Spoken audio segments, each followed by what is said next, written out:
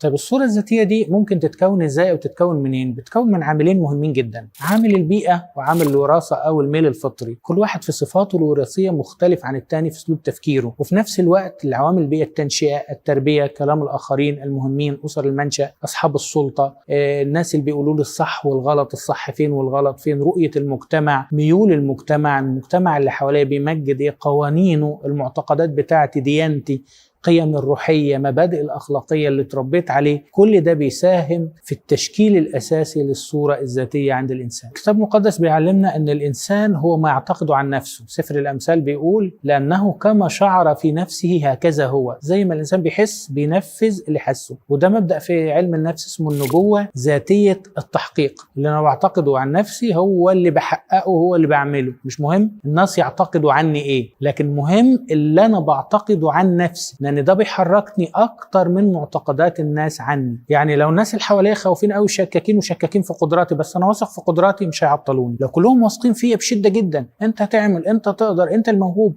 أنت الفهم في الموضوع ده، أنت اللي دارسه كويس، وأنا ما عنديش ثقة، سوري أنا مش هقدمه بالكفاءة والجودة اللي ترضيني، فأنا مش هعمله. فرأي الناس مش هو اللي تحكم في المنتج النهائي، لكن رأيي أنا في نفسي هو اللي خلاني أعمل أو ما أعملش.